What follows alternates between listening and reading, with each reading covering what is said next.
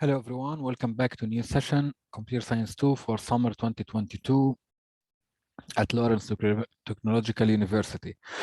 Today we are at 5A, chapter 14, more about classes. I already assigned you homework 5 and project 3, so let me know if you guys have any questions. Now, quick heads up, in order to save time, I already wrote this class, which is from the book. So we have a simple class called student test scores. I have a global constant variable called default score, and I'm gonna put it as 0.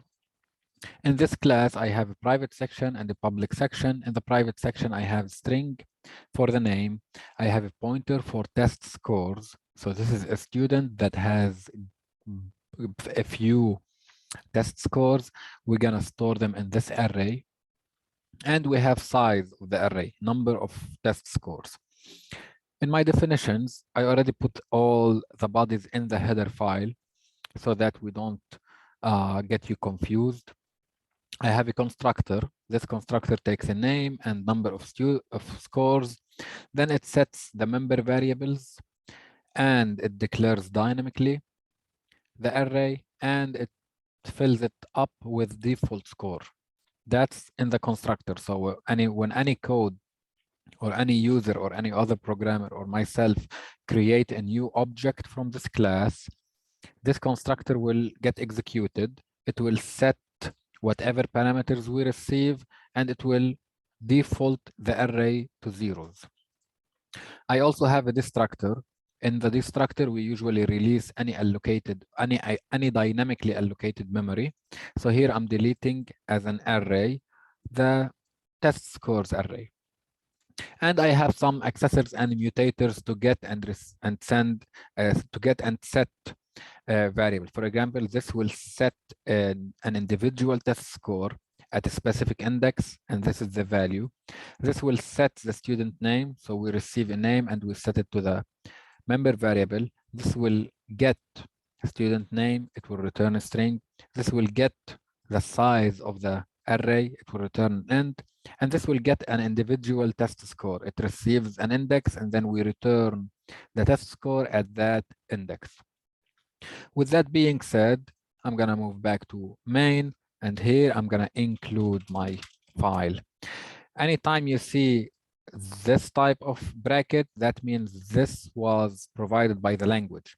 Anytime I need to provide or include my own file, then I need double quotations. Notice when I open double quotations, it tells me what's available. So right now I need tests scores, student test scores. Now that I included the class, I can move on with the course. So first thing they need you to learn about is static members, static member variables, and their relation to the instances of that class. So a static member basically is, well, if you don't know what a static variable is, a static variable is a variable that doesn't die when the scope ends.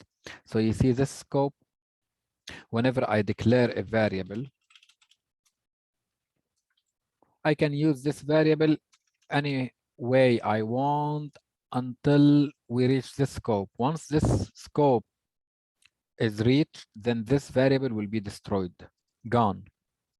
However, if I declare it as a static, then even if this scope is reached, this variable will stay alive. For example, let's say I have a method called void that doesn't take anything and just counts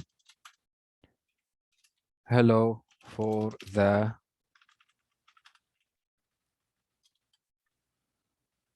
call count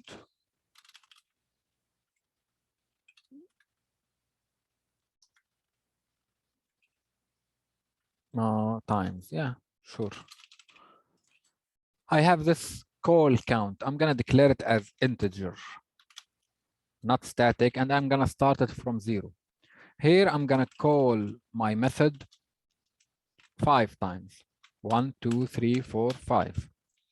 Notice when I run, all the values are zeros. Why? Because every time I go inside this method, I'm declaring this variable from scratch. It's gonna be 0 and it's gonna see out. Then if I go to the second call, it will redeclare that variable, set it as 0, display. I reach this scope, this variable dies, and I move on to the next call.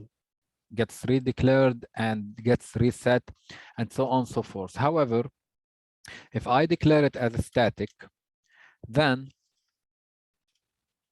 you're gonna see that when I go in, it will be declared static 0.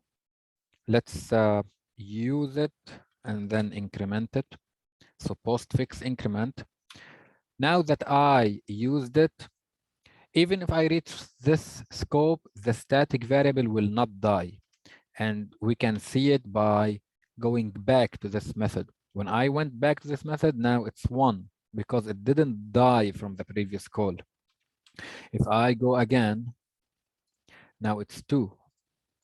So static member variables do not die when the scope ends. 0, 1, 2, 3, 4 times. So this is a static member variable outside of the context or classes. The book needs you to know how static member variables behave when we have a class and different instances. Static member variables are variables that are shared among all instances of that class. They aren't specific to one class. Remember when we spoke about classes, when you declare an instance of a class, every instance has copy of the data, has its own copy. However, it's not the case for static member variables. Static member variables are shared between all instances of that class. For example, I'm gonna go ahead here. I'm gonna say I need a static int called instances count. And I'm gonna start it from 0. Or maybe I can't set it here. Then it must be a const. Okay, well, I don't want it to be const. As a matter of fact, I'm gonna declare it inside my constructor at the very end. I'm declaring static int and I'm gonna set it to 1. Means when this gets hit, this will be declared and will be set to 0. Now after this, if this gets called, that means some code created an instance. Why? Because it's a constructor. This constructor will not be called unless someone creates an instance. So the first time someone creates an instance, this will be created and it will be set to 0. After it gets set to 0, I'm gonna increment it. So the first time this gets called, this will have the value 1. The scope will end. Since this is static, it will not die. It will keep saying, it will keep storing 1. The next time someone creates an instance, this will also get called. The fact that this is static means it will reserve the previous value. So it was 1. It gets incremented, it becomes 2. On the third call, it becomes 3. On the fourth call, it becomes 4. So this makes sense to have it counting for the instances because it's static and it's in the constructor. I can as well, for example, declare a variable that holds call it ID, for example. Then every test score will have an ID, and after it gets executed, I can increment or change that ID in a way that reserves or guarantees unique value for every object. So with that being said, I'm gonna put my breakpoint here. I'm gonna go back to main. I'm gonna say I need student test score L student 1. Error because I need to pass it some name. I'm gonna call it 1. I'm gonna say this has 5 tests.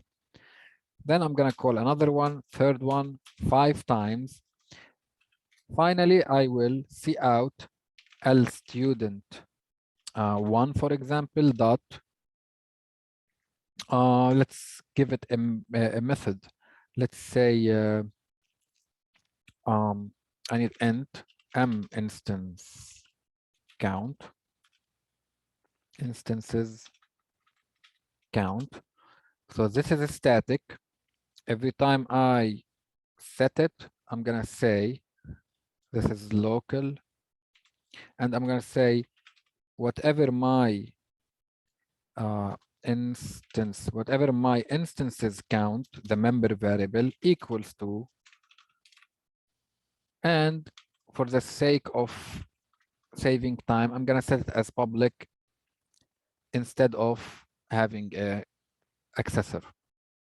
So now that I said this, I can go back here and I say, hey, I need you to display m instances count and L.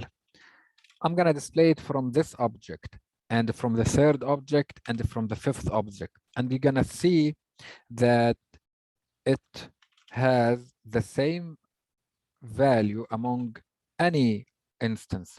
Whatever instance I access that variable, it will be accessing the same variable.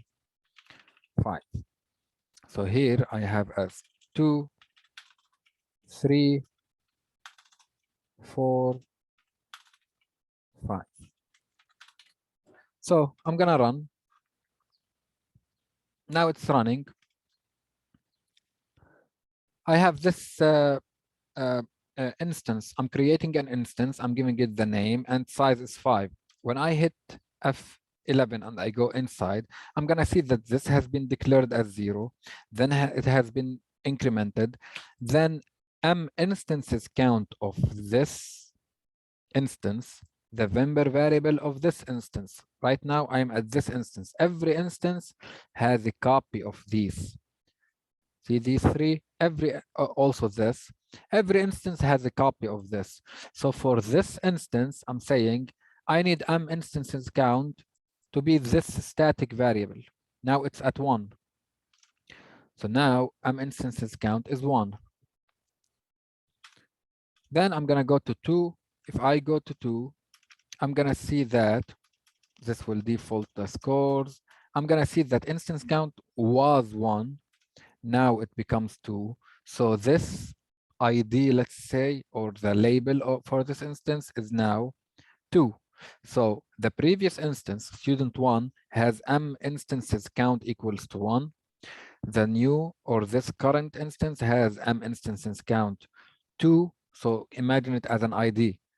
Instance 1 ID 1, instance 2 ID 2, so on and so forth, using a static member variable. So this static variable is shared among all other instances, and that's what the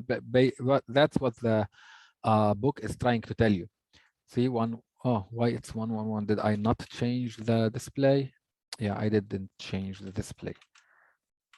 So for example, if I call it ID, you're gonna see that student 1, oh my God. Oh, student 1 has the ID 1, student 3 has the ID 3, student 5 has the ID 5. So static member variables are shared among all other instances. Then the book needs you to learn about friends of classes. Friends of classes means, remember when we said in any class, you have a private section and a public section. The private section, no other class or no other code can access the private section. From the outside of the class, they can only access the public section. For example, if I go to L student 1 and I hit the dot operator, everything I see here is only the public section. I do not see the private section. I can access the private section using the member functions, the public member functions, but I can't access them directly. So I can access them indirectly, meaning any user that needs to use my class is allowed, as a matter of fact, is allowed to access the private section, but allowed to access it using the interface of the class. So basically, if I write that class, I allow others to access the private section, but using my way, not their way. They can't access it the way they want. They can access it the way I want. For example, get student name. Yes, I can get the private student name, but I can only get it using this function. That means the class itself encapsulated manages the access, not the user, not whoever using the class. Whoever wrote the class is in control. So this is the public section. No one can access the private section except the classes that are declared as friends. For example, let's say I have some other humble class. Let's say my class. And it has private section, you know, some integer L, integer or M integer for member variable. And it has a public section. I'm going to say it has int get integer integer. It doesn't take anything, and this actually just returns an integer. Let's say I have a method called void display,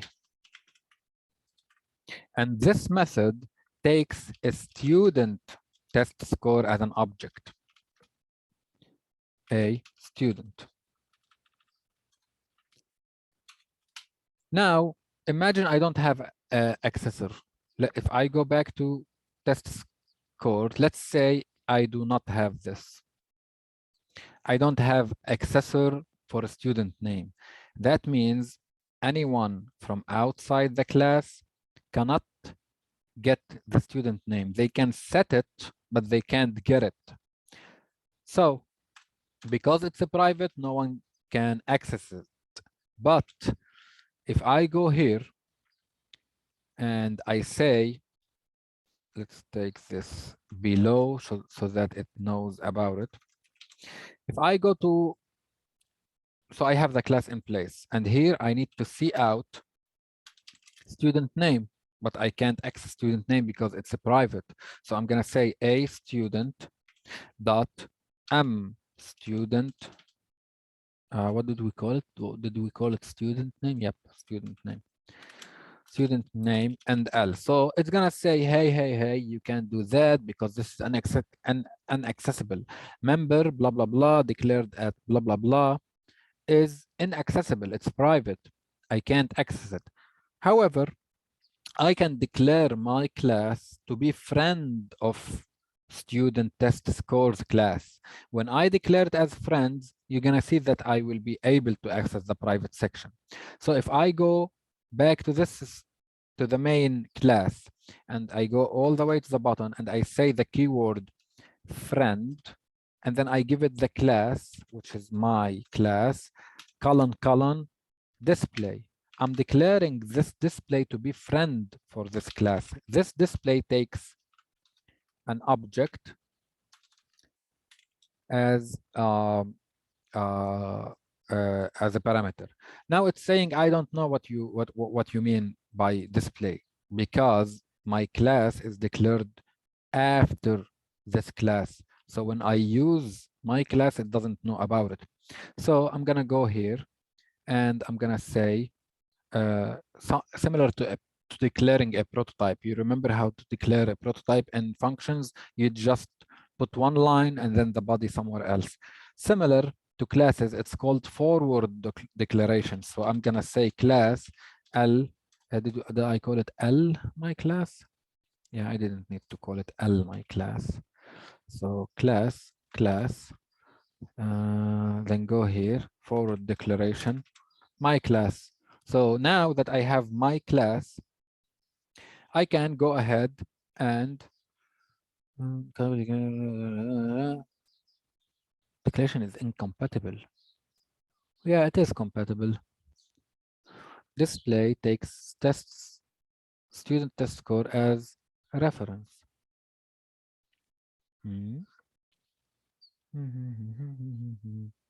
Oh, void. I need the return type. So friend void this, I told this class that this function is a friend. The fact that this function is a friend now should allow me to access it.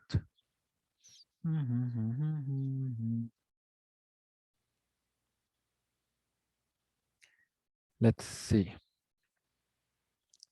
why it's not allowing me.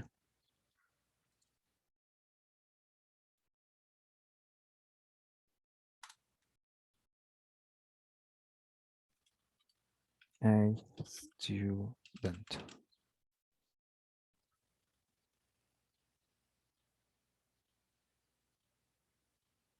It should be accessible because it's a friend.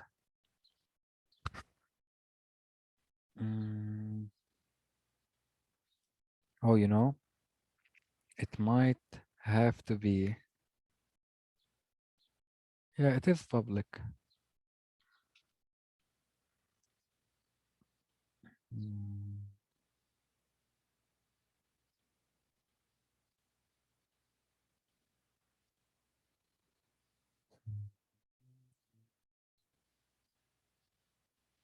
Strange. Start. Use of undefined type my class. Here it is. Okay, let's forward declare this. And then let me move this to here. Then this knows about this because it's declared above. Void display. Strange. It is public. So if I move this to the outside, void display student test scores. This is the prototype. Then I'm gonna go all the way here. This is declared a friend. I'm gonna say from this class display. Okay, I see. So it can't be inline. Remember the body was inside the class. It was inside my class. So I declared the prototype. I declared the class. I did the forward declaration. I did this class. I declared it as a friend. And then outside, I defined the method. Now that I defined the method outside both classes, and this class knows that my class is a friend, allowed me to access the private section. Sorry about that. But if you are confused, just replay the video slowly or read the book. It's expected from you, as a matter of fact, to read the book. So next thing we need to learn is, let me undo all these all the way to my class. So we don't need this. We get back this. I don't need this class. I don't need the forward declaration. So now we're back to where we started. Even I don't need this as well. So done with static member variables. If you have any questions, let me know. Now that we did this, let's start over. Now the book needs you to learn about copy constructors. So copy constructors are interesting and they solve a big problem. The big problem is when we do member-wise assignment. For example, let's say I declare student L student 1. This student 1 has the name 1 and it has 5 scores. Then I'm going to set the scores. I'm going to say set test score, set 10 for the index 0, then 20, 30, 40, 50. So index 1, 2, 3, 4, values 2, 3, 4, 5. So I declared an instance and I set some scores. Now, if I open my paint, what did we do exactly here? If I go back to the constructor, notice the constructor. I'm going to move it exactly here. At line 21, I went, or the code asked for dynamic memory, asked for memory for double number of scores. Number of scores, we have it in this example is 5. So the operating system has bunch of free memory. There is a pool of a free memory. All these are free.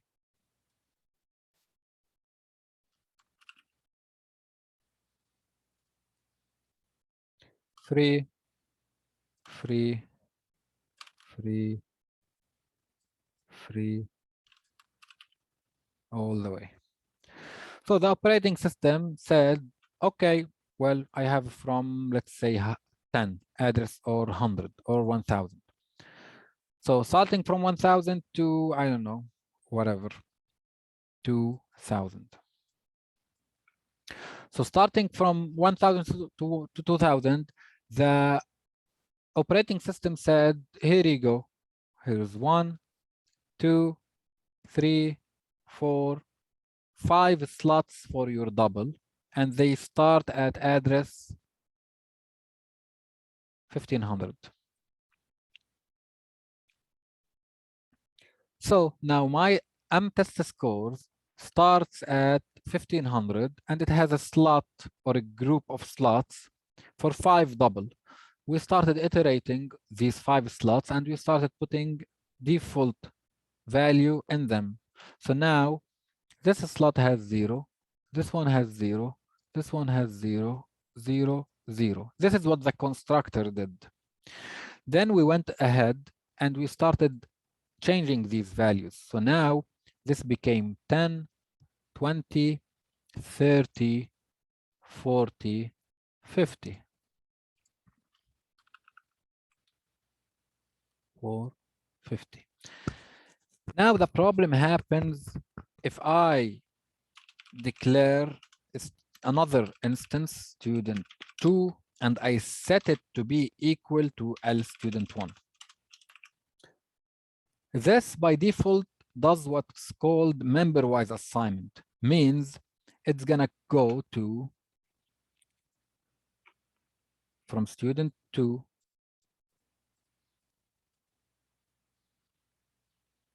we have name, we have size of scores, and I have my array. In student 1,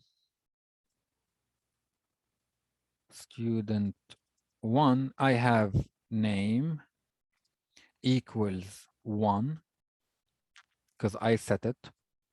I have size equals to 5 because I set it. And I have my array equals to 1500. It is an array that starts at the address 1500 and it has 5 doubles in it. So when we do this equal, what happens is name goes to name, size goes to size, member-wise assignment. So every member gets assigned to its relative member, and array gets to array. So now name becomes 1, size becomes 5, array becomes 15. So under the hood, now I have in blue, I have a student 1 pointing to this block and also student 2 pointing to this block. So if I access student 2 to change the values, then I'm changing the values for student 1 too. And if I'm done with student 1 or student 2 and I release this memory, I would be releasing the memory for the other object too. So any instance that I use the equal operator on and that object uses dynamic memory allocation, then I'm getting myself in a big problem. Imagine I have 10 equal to each other, and then I start changing values from one instance, and it reflects on all 10 instances. So in order to solve that, I need to provide my own version of this. I don't want the default behavior. The default behavior is member-wise assignment, like we see here. But because I have dynamic memory allocation, I do not want the default behavior. I want my own code. I want to be able to manage that code. So in order to do that, we come to the topic copy constructors. Copy constructors are constructors, so they have the same name as the class, but they take the same object as a parameter. So now this copy constructor will get called anytime someone uses the equal operator. For example, to solve that problem, which is this problem, this is called shallow copy. I did a shallow copy from student 1 to student 2. But in order to solve this problem, that both instances or more than 2 instances pointing to the same memory, in order to solve that problem, I need to do deep copy, not shallow copy. Deep copy means I need to tell the instance that is receiving a copy or an equal operator from a different object, I need to tell it to go and allocate its own memory, not to point at the same memory, to go and allocate a new block of memory, and then one value at a time, copy from the right object to this object. So for example, I can say, okay, name, student name is not dynamic memory allocation. So I can say it's equal to the right side of the operator, get name. This is fine. Also, test scores num, which is the size, also not dynamic allocated. So I can get a copy of it. That's fine. However, for the dynamically memory allocation, the troublemaker, I need to tell this object, the one I'm on, test scores, to go and allocate a new memory, new double based on num size. Now that I allocated a new memory, if I go here, then this is no more. This is not pointing to here now. Now it is pointing to some other memory somewhere. The operating system gave us, when this gets executed, this line 34, the operating system is going to go and say, okay, here, 1, 2, 3, 4, here. They start at 2000, for example. Now that I have my own block of memory for this instance, I need to copy one value at a time. So from this index to this index, from this index to this index. So I iterate for int I equals to 0, I less than whatever num of test scores, I plus plus. On each iteration, I need test scores at I to be equal to whatever the right object test score is at I. So this is now deep copy instead of shallow copy. So now, let's say I didn't write this and I run and I stop on here. Notice that both objects have the same memory.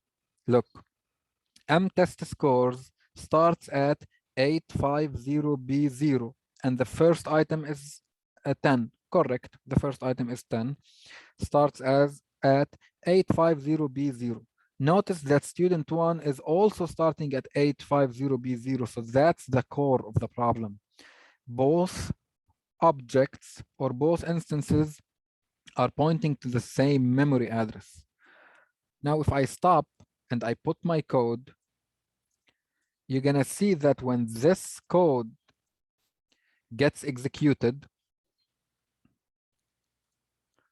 When this code gets executed, student 1 is at 5D380. Now I'm in my copy constructor. I will grab copy of name, copy of the size, and then I'm going to allocate a new memory address, 5D3F0 now. A write is at 5D380. M-test score is at 5D3F0, different memory block. Then I'm going to copy one by one. Now that it's done, I can see it again. 5D3F0 is different than student 1, which is so one is 5D3F0, one is 5D380. They are next to each other but different. And this is what we care about. We need them to have different memory, different block. Every instance needs to have its own copy of the data. So that's copy constructors for topic 14.4. Then we go to what's called operator overloading. First thing you need to know in operator overloading, let me remove this and let me remove, I can keep this. I can keep this. I can show you, they need you to know what the keyword this means. The keyword this, like so, this is a pointer. It's not a variable, it's not just any variable. So if I ask you in the test, what is this in C++, the keyword is pointer. If you don't use the word pointer in your answer, then you lose a lot of grades. So this is a pointer that points to the current object invoking this method. Let's not confuse you with right and left. Let's say I am in here. So what is this returning? This is returning num test scores of this instance, whatever instance called this class. For example, if I see out L student1 dot get student name. Here I set student name to be 1, so it's gonna display 1. Beautiful. Why did it display 1? Because when I reach this, let's get rid of this, let's get rid of this. When I reach this line, this instance invoked this method. So if I hit F11, I'm gonna be in get student name of the instance that invoked it. So now it has 1. This sentence or this statement, sorry, is equivalent to saying this student name. And because I'm using it inside its own class, then I'm allowed to access the private member variables. Just like I did this. This is equivalent to this. So this sentence has this keyword in it. Since it's a pointer, the only way to open the capsule is using the arrow and not the dot. I need to use the arrow. Now that I opened the arrow, I can see everything in it, public and private. So I'm returning the student name of this instance, the instance that invoked, see the arrow? The instance, whoever called in main, which instance did call this? This instance invoked this method. So this operator is a pointer that points to the instance that invoked this method.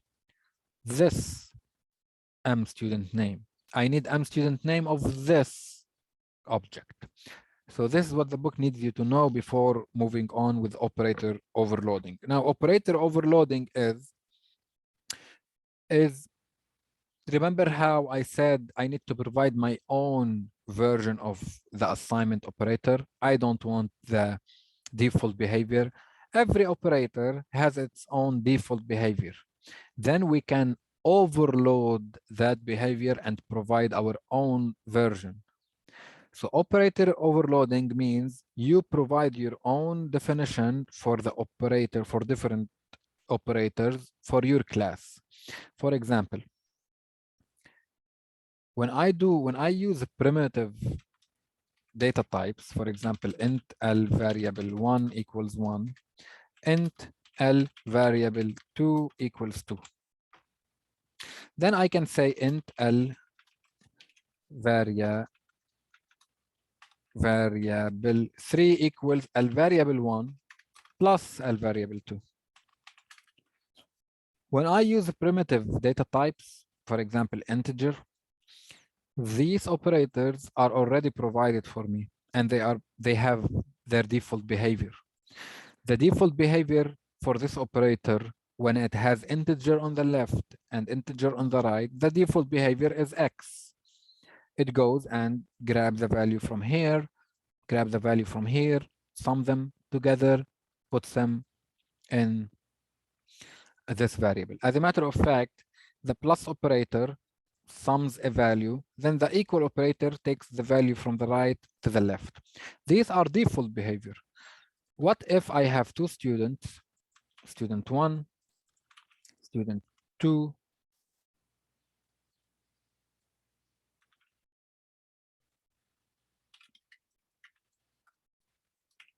one with 2. Now I have two students. I have student 1, student 2. I don't care for now. This is not my concern about the values.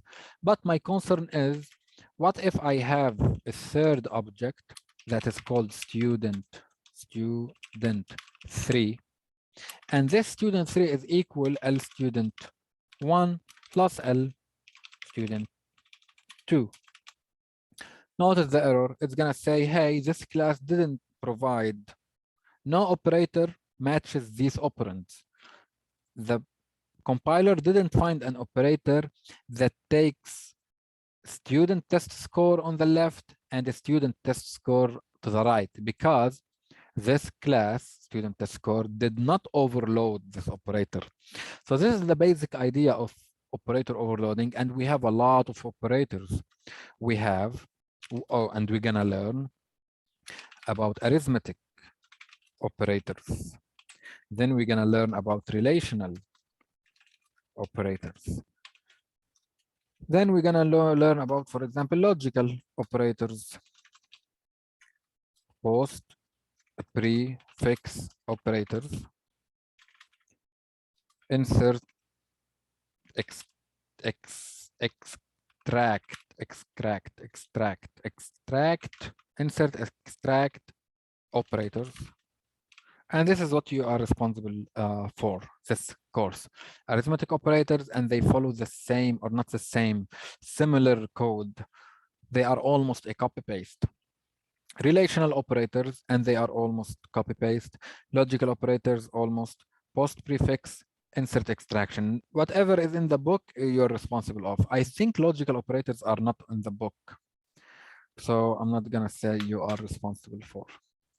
So let's start learning. Arithmetic operators are plus, minus, multiplication, subtraction, and modulo. Relational operators are less than, greater than, less than or equal, greater than or equal, not equal.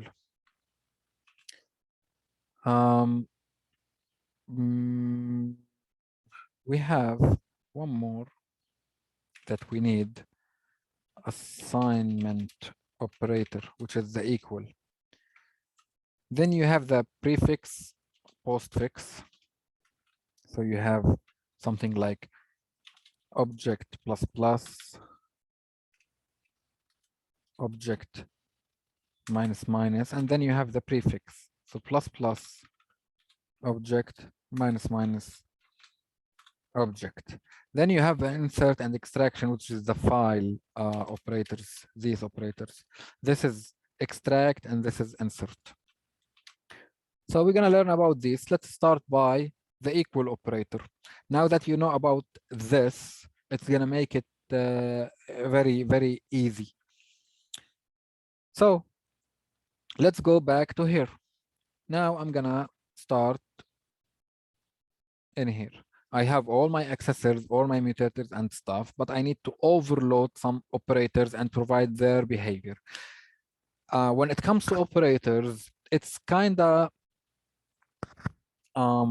like a history class, or you can call it whatever you want, but the point is it's not something that you can relatively figure out. Like other stuff, maybe you can think about it, you can practice it a little bit, you can play with it, and then you can figure it out. But when it comes to operators overloading, it's not something that you can figure out. You need to memorize. You need to memorize the headers because they are a little strange or a little confusing. So you need to memorize them. And I memorized them when I was a student, and I used them maybe a little bit in the field, but Google, like I used Google when I used them in the field. I memorized them as a student, but so this is my point. My point is you need to memorize them just as is. Don't waste time in the test or in the homework to um, figure this line, only the headers. I'm speaking about the headers. The body in it, yes, you need to figure it out based on the logic, but the header need to memorize. So I'm going to start with equal operator. And it goes like this. The equal operator, it takes an object, right? What does, look at the operator. What does this operator do?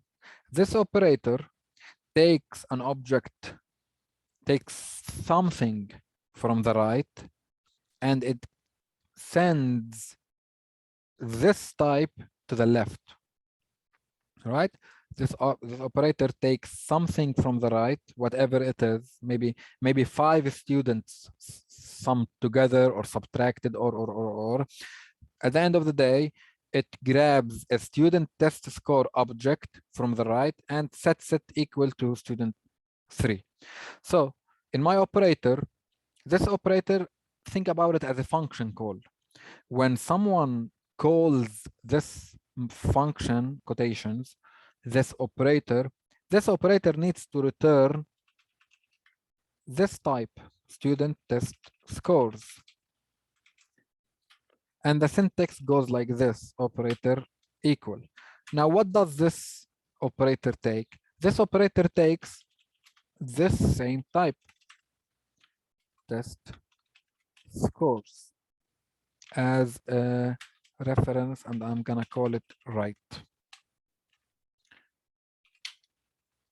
So you might argue and say, okay, but on the right, I have two objects, not one. I'm gonna say, yes, I agree, but these two will become one when I overload this operator. So this operator that we are going to implement soon, this operator takes 2 and returns 1 student test score. Now that this operator returned 1 student test score, it's gonna send it to this operator. So this operator will receive the 1 from the right. So in this operator, similar to a copy constructor, I need to allocate a new memory, but I should not forget about the previous memory. So first things first. First, since I'm replacing existing with something from the right, I'm replacing whatever exists in here is going to eventually be replaced, whatever exists here. So before I replace it or before I override it, I need to release mtest scores. Now that I released it, I just need to do something similar to here. I need to grab whatever from the right, a right, y. The object has type colors are not compatible with the member functions to get.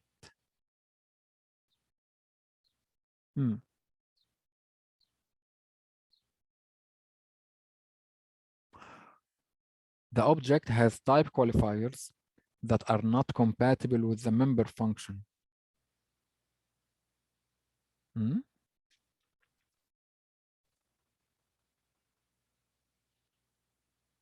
I don't understand what this is telling me. What did we do to this method? Int return this. So this is the int. Huh? The object has type qualifiers that are not compatible with the member function.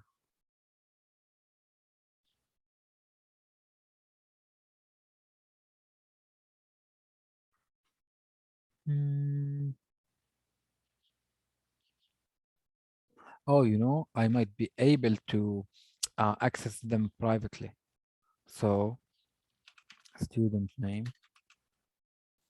num test score.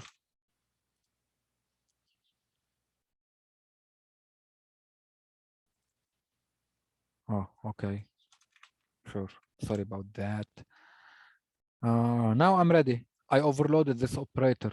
So I'm copying from right to this, to this. And then I'm allocating new memory for this after releasing it. Good. And then I'm saying grab from here to here, copying, boom, boom, boom. Yep, this is it. Here you go, if you want to memorize it. Now for the operator, plus operator overloading. Now that I did this, I still need the plus operator, which takes um, two of these types and returns one of that type. So based on my logic, whatever my logic I want, in business requirement would say if students are summed together, I need you to sum only the number of scores and then test scores. I don't need you to do anything to the name. Meaning, in my operator, when someone calls this operator, I need to allocate, I need to create a new instance, new object that has double the size and has double the scores and then return it. So I go to here to my class, and the syntax is this operator will return same. It will return doesn't have to be const, but it will return student test score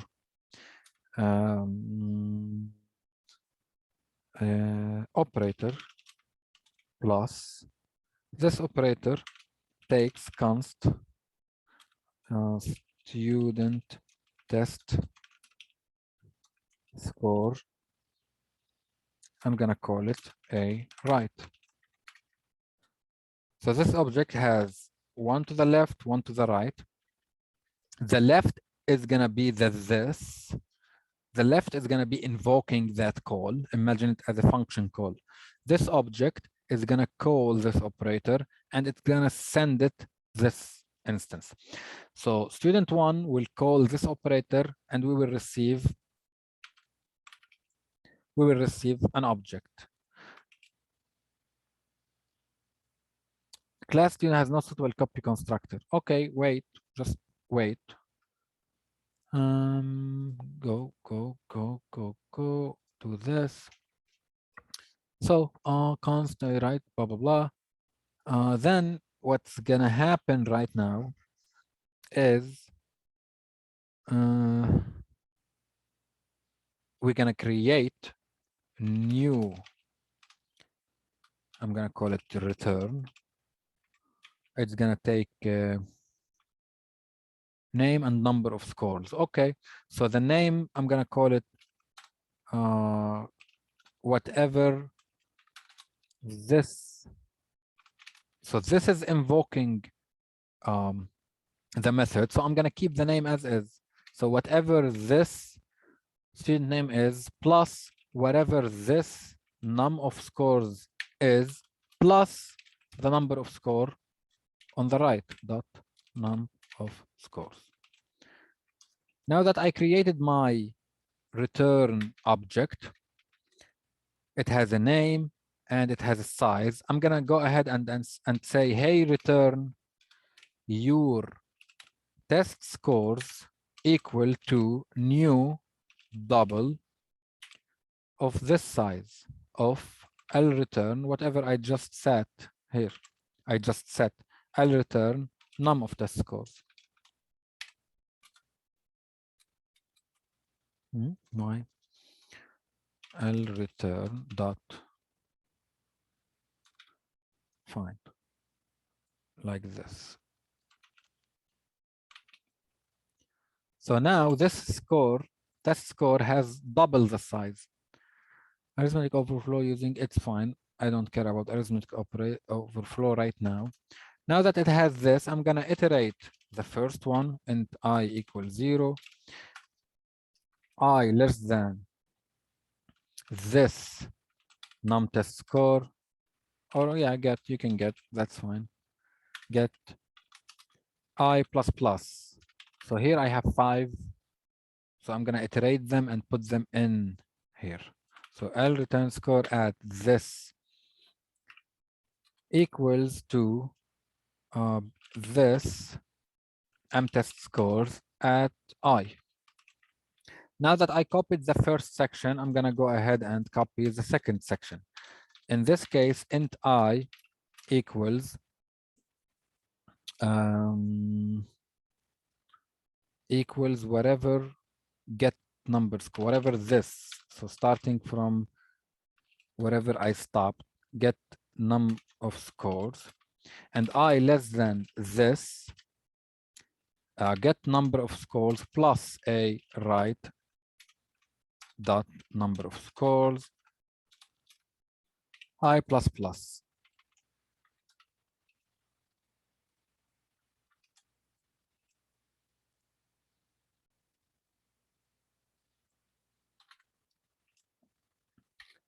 So what basically is happening, if you are a little confused, what's happening is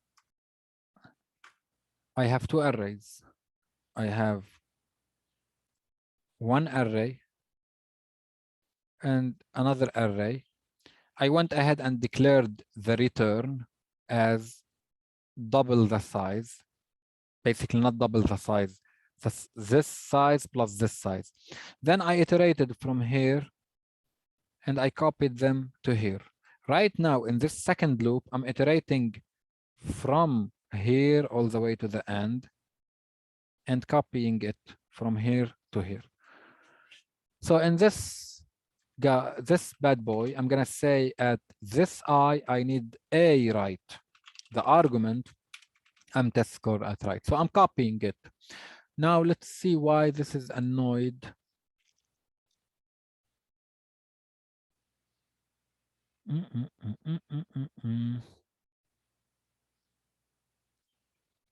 How come it doesn't have a suitable copy constructor? Here is the copy constructor. Here's the operator overloading.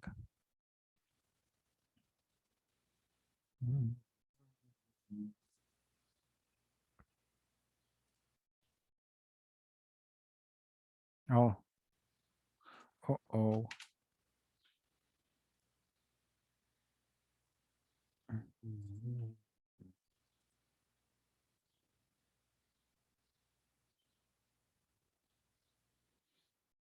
Yeah, it's coming from here.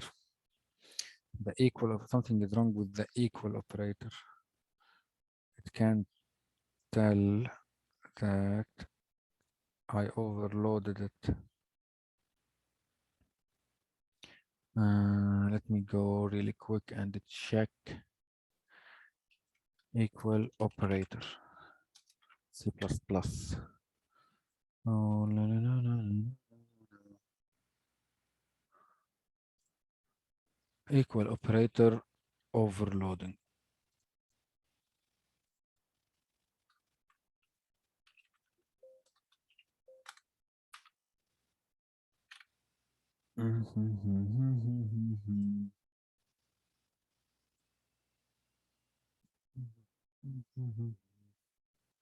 Okay, so I think Okay, my bad. This needs to be a const. In copy constructors, anytime you do a copy constructor, it has to come as constant. Now we have a suitable construct copy constructor. This is in place. This is in place. I'm returning. Yeah. So now, if I go ahead and stop here, run it. Let's see if it's going to crash or it's going to work. So now, this is called 1 because I kept it as is, and it has 10 scores. So let's iterate. Let's actually iterate and display those 10. So int I equals 0, I less than 10 for now, I plus plus, close. I need to see out student 3 dot test scores, get the test score. Oh, it needs me to, yeah, we can do that. That's fine. So yeah, go, let's see. It should be 10, 20, 50, then 10, 20, 50. Oh, okay, something is wrong. So let's go back. Let's go to the operator this because something is wrong in here. So how much is test score? It didn't tell me. Let's move this to, we're gonna call it int L new size equals this. This is the new size, right? It's whatever this size plus whatever that size. So new size is this. Then we're gonna iterate from 0 to the first one. Once we reach this one, it's gonna break out. Then we're gonna start from this one.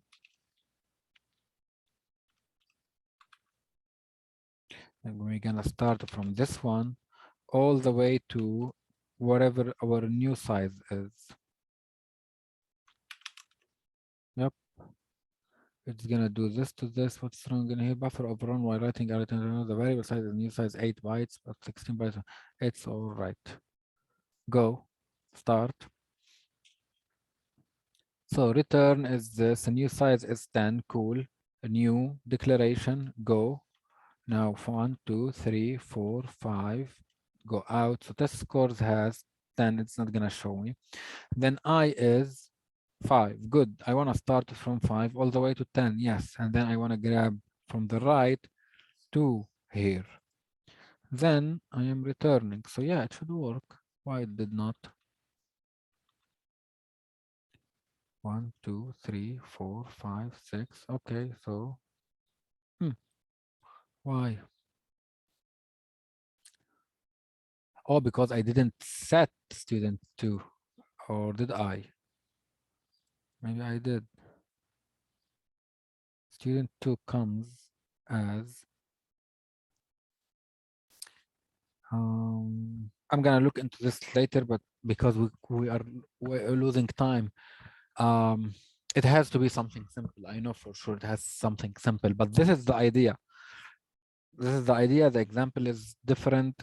The problem is simple, but there is a whole class example in our code. As a matter of fact, here it is. This is the class in the code. So I'm gonna just stop this.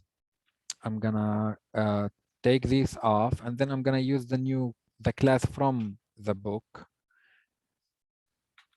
and work on it just so we match the book in case you guys get confused. So include, this time I'm gonna include something called feet inches. In feet inches, what we are gonna do is we're gonna grab those two operators similar to the way we did it. Actually, I'm gonna just go by the book so we don't waste time. So the book does it like this. So first operator, feet inches, it's whatever feet inches operator, no, operator plus This takes a const same object inches as reference. I'm gonna call it a right. In here, just like we did earlier, we have a return, and then we have I'll return dot whatever inches equal whatever our inches are. So this inches plus a right inches dot inches. So this is a simple class as well. It's a class called feet inches. It has feet inches and it has simplify. Simplify means if inches go above 12, then we need to simplify the values. The feet will need to be incremented, and then inches will need to be decreased by 12. That's basically it. So inches are the sum. Also, feet, I'll return feet equal this feet plus that feet. So a right dot feet. Now that we sum them together, we need to simplify. We need to call simplify. This is for this operator. And for the next operator, basically it is the same one. So subtract, it's the same except the fact that we need to subtract. So that's how when I said all operators are the same, all arithmetic operators like plus, subtract, multiply, divide, and modulo, they follow the same header. Only the operator is different. So these are two examples. Let me go ahead and provide the definition for simplify actually. So simplify would do something like this. So simplify doesn't return anything. It's called simplify, and simplify doesn't take anything. What it basically does, I need to check if so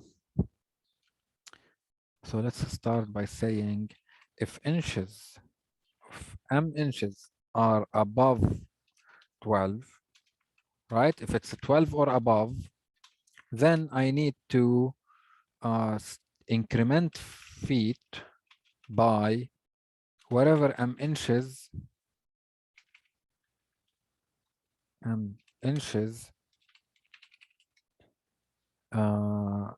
amount of 12s. How many 12s I have in inches? If I have 24, that means 2. If I have 36, then it's 3. If I have 12, so how many 12 do I have in inches? I'm gonna be adding them to feet, and then inches will then become the remainder of those. So inches becomes equals to whatever inches remainder 12.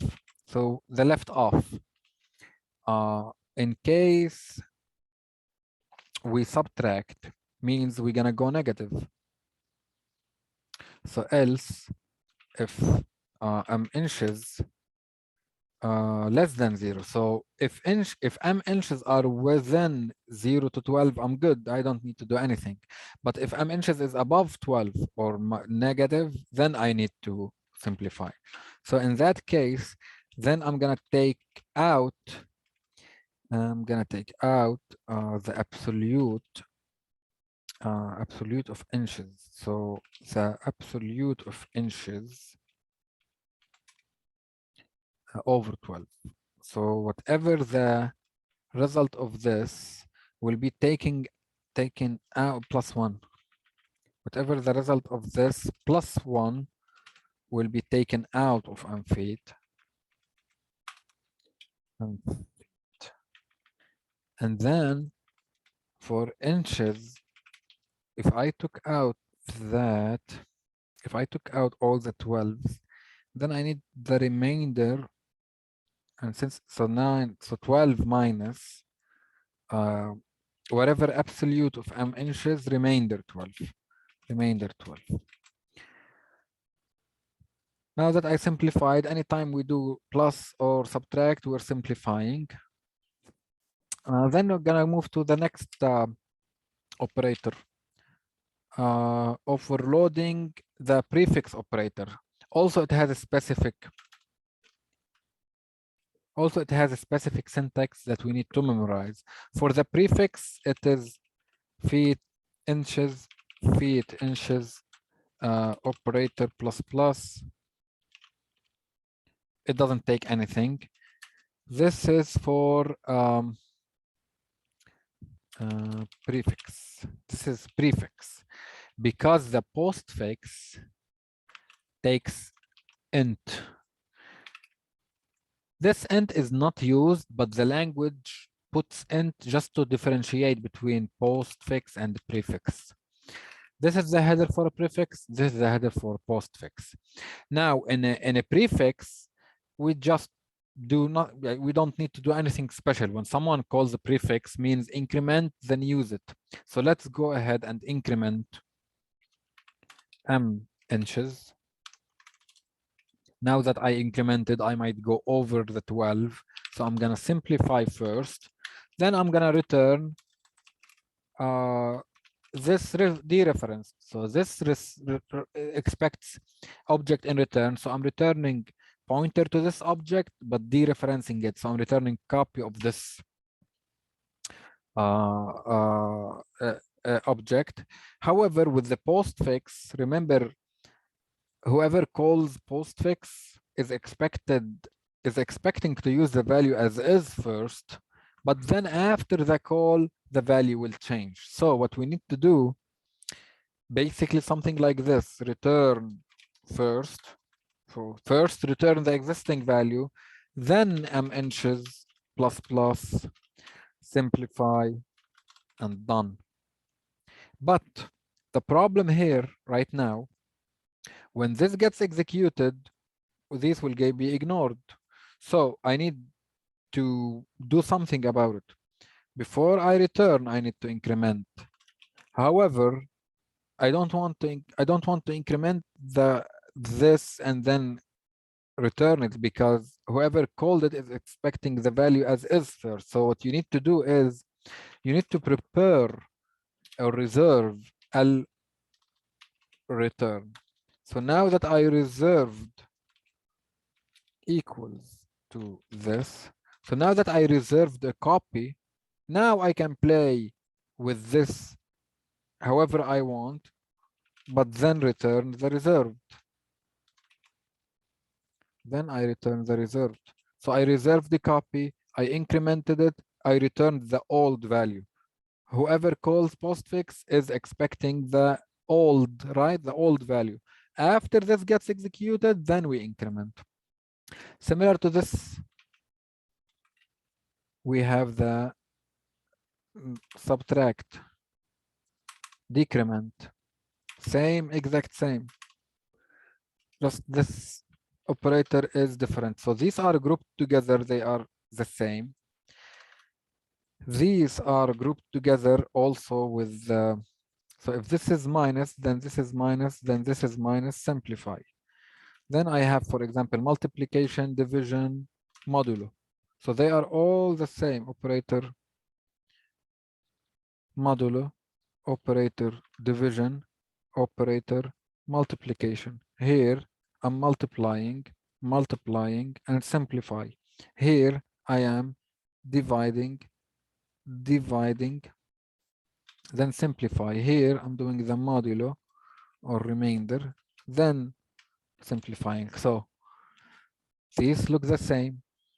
These look the same. These look the same. Then the next set of operators are relational operators. So very direct, very straightforward.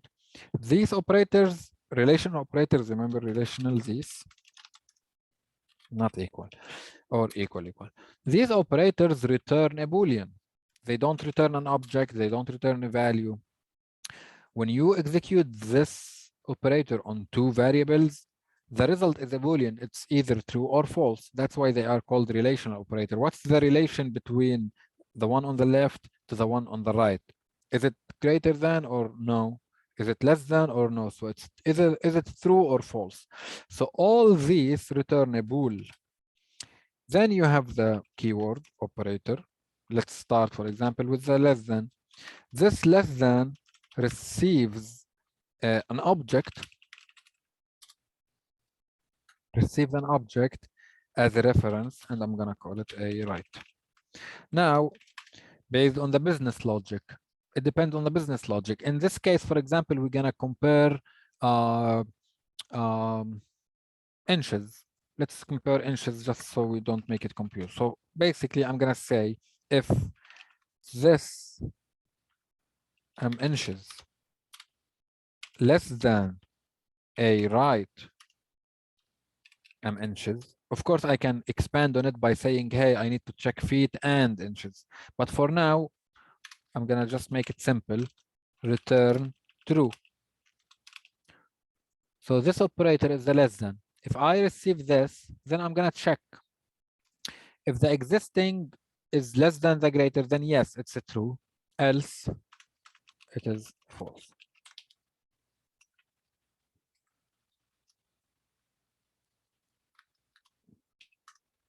Same logic goes to all other operators.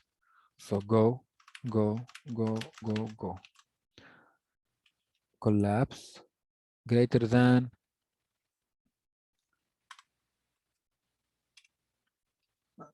greater than or equal, less than or equal, not equal, equal, equal.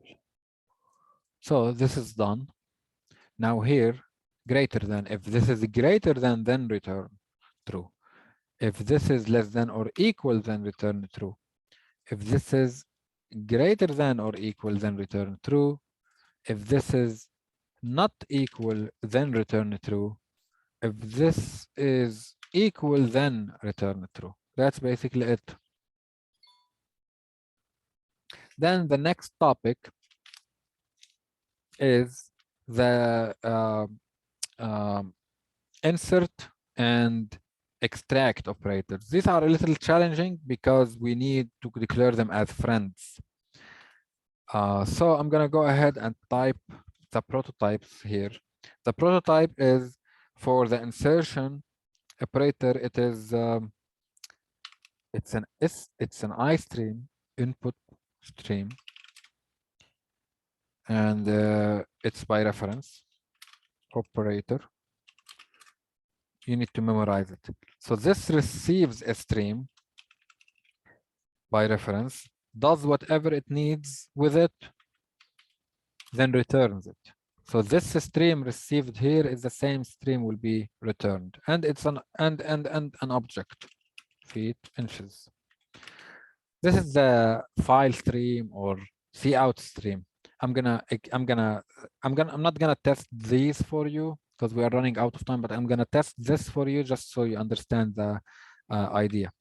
Now that I did this, notice feet inches is below the operator, so I'm gonna go ahead and do forward declaration. Now this knows about this, and for the extract, it's an O stream in this case, and it is this operator also receives. So now I need to declare these two as friends because I need to access the private of this. So I'm gonna go ahead and say copy. Let's make sure how, if I'm missing, yeah, so they did the forward declaration. I'm looking at page 856. Forward declarations and function prototypes, just like how I did it, except that they have the O stream as const. Yeah, because it's an output stream. Yeah, makes sense. They have this object as const. We don't care for now, but they need me to have it as a reference. So const. Now that I did this, I will go ahead to the class and I say, hey class, you know, there is a method called does output stream by reference, and it's an operator, and this operator takes this stream as reference, and it takes a const feet inches as reference. Now that I did this, I'm gonna do the same for iStream. Also this operator, this iStream reference. This one doesn't need to be const, but it needs to be reference. So what this does is declaring it as a friend. It's telling me I can't find the definition. Okay, no problem. I'm gonna go ahead and basically put the definitions. So the all stream one, all stream, let's take it as is. No need for this operator, blah blah blah. All stream a stream and a object. Then I'm gonna say, hey stream, I need you to display a object dot get feet and L, then get inches, get inches. Now that you did this, return a string. Now for the other one, similar.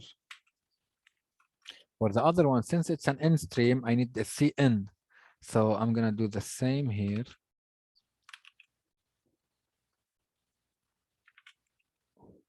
However, this says enter feet. Hey, a stream. Come on, a stream. Read into a object dot set or feet. Why can't I access the private?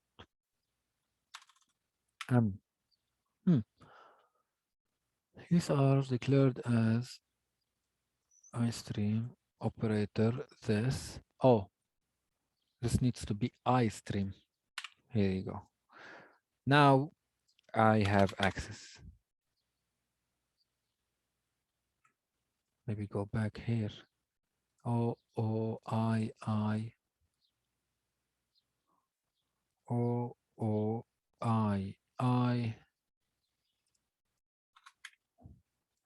Why don't I have access?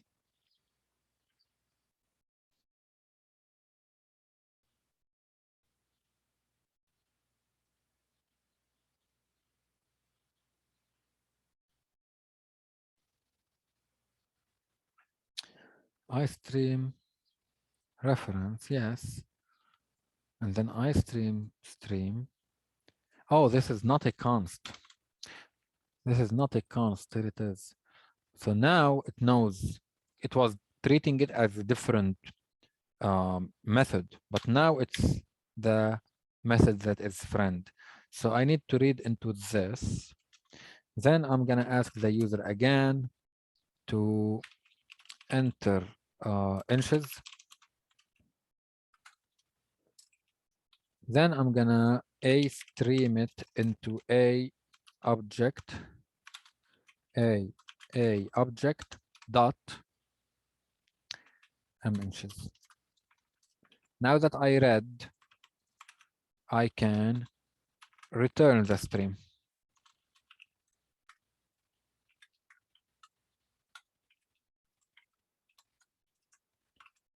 So why I need to receive it by reference and return it by reference? For a simple reason. If I'm on the screen, or let's say I am in here, right? There is a screen and there are lines. And then the stream would be pointing here, is at this character, for example. So I receive it by reference. I receive it by reference. Then cout is gonna cout, and then the user is gonna type 1, for example, 2, 3. When this line 191 executes, a stream, we started at a black, right? Then I'm gonna go with the green. Now that I chose green, we started when this function got called, we started, let's say, for example, at here. And then the user typed 1, 2, 3. So the stream is gonna read this up until the first new line or the first space. Remember this operator? This operator stops reading on the first space or the first new line. So it's gonna go ahead, point here. Oh, it's a number. Keep going. Oh, it's a number. Keep going. Oh, it's a number. Now it points here. Oh, it's a space. Then stop. So now the stream points here. Then cout will say enter inches. So it's gonna say enter inches on a new line. Then the pointer is gonna come and point here, waiting. It's gonna blink and wait. Once the user enters 4, 5, 6 and hits enter, then this operator will move. Oh, it's a number. Oh, it's a number. Oh, it's a number. Oh, it's a new line. Okay, stop. So now the stream is pointing where? The stream is pointing here. When this method finishes executing, I need to tell whoever called me that the pointer or the stream is now pointing here, no longer here. So whatever changes happened in this method, the caller needs to know about. So that's why we receive it as a reference and then we return it. So that whatever we consume on the screen reflects correctly in the caller. If I send it as a copy, means not as a reference. If I send it as a copy, then whatever happens on the screen will not reflect in the caller. The method will consume stuff on the screen. Then when it's done executing, the stream will go back to the original space because it was passed by copy, not passed by reference. But the fact that it was passed by reference, wherever the pointer right now pointing will be reflected in the caller method. Cool. So this is that. Let me know if you have any questions. I think these are all from the book. Oh, maybe we are maybe we are missing one. The square operator. The square operator is very simple. Bracket operator. It's basically the operator that you use with arrays to pass it an index and then return an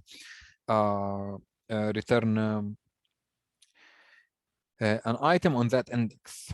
So it is. So this in this case, this operator. Whoever calls this operator will send us an integer and is expecting a double because our array is, oh no, we are in a different class. I need some array. For example, I have double L measurements, for example, 10. Cool. Let's say 5, 3. 1, 2, 3. I have these double. So this operator, if main calls this operator, then it's gonna send us an index and is expecting a double because every item is a double. Like right now, if I say cout, for example, measurements at 2. So this operator received a position and is expecting to return a double. This whole statement should evaluate to a double. That double is the item at this position. So this operator is gonna return a double. Return a double, it's called operator. Return a double as a reference. No, it doesn't have. Well, let's do it as a reference.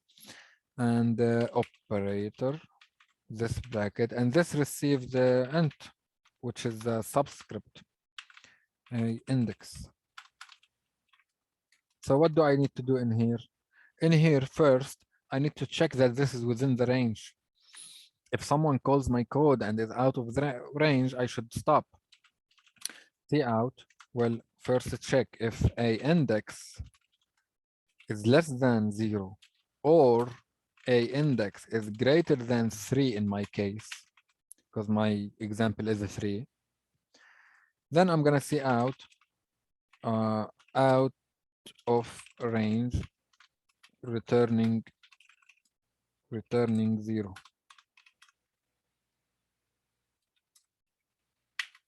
Return 0.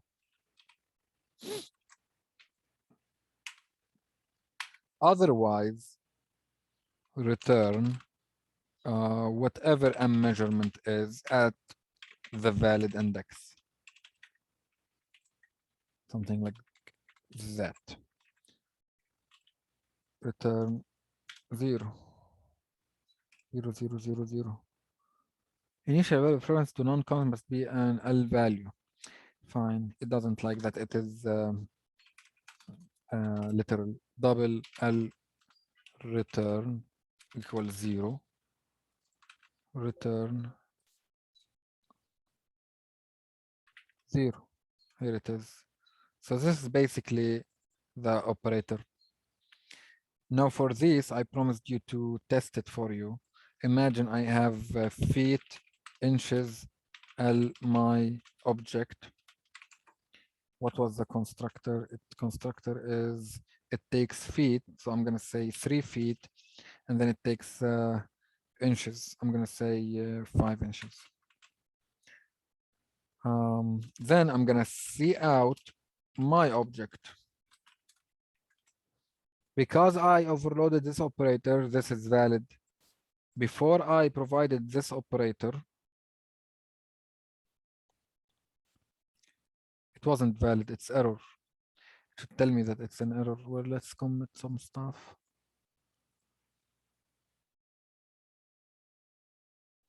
So now it's gonna say, hey, I can't, I don't know, no operator matches this operand. So when I provided it, oh no.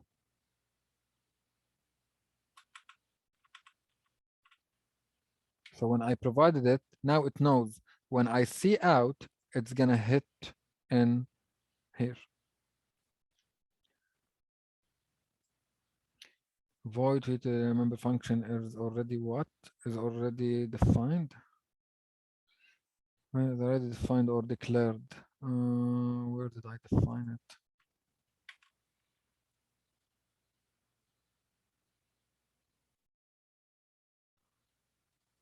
Oh, okay. There we go.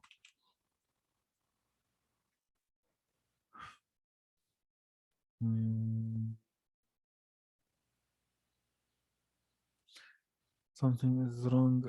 It doesn't know about it. Friend. Let's move this to top.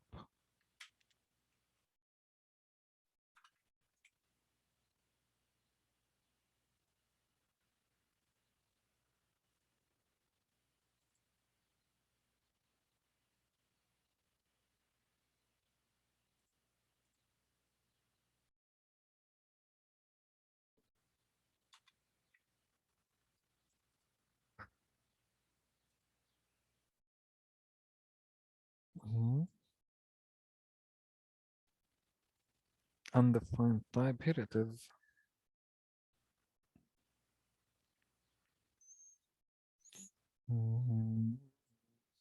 IOStream.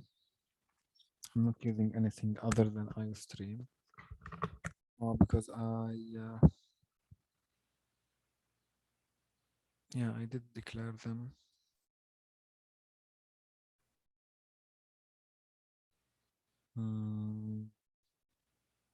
Okay, I'm running out of time, so look into it and let me know what you think is wrong, and I will look into it as well. But there is an exact example in the book. Actually, I can check right now.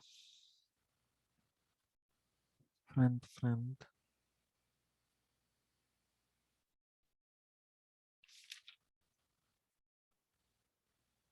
So class feast, okay. All stream. So let's go back to the prototype approach. Let's move these back to bottom. Yep, save. So at the top, we have the forward declaration, correct. Then I have iStream operator, iStream reference. Oh, no const. No const in here. Only on the O stream. So const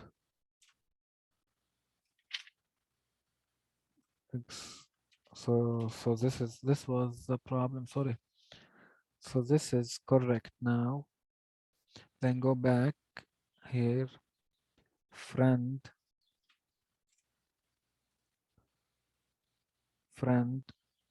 O stream is const. Yep. Okay.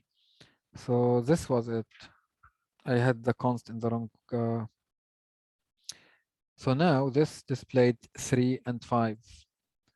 If I go back to here and I stop here or here, then the C out will hit in here. So I will receive a stream and then it will display some stuff using that stream and finally return that stream. I can then say cin into L my object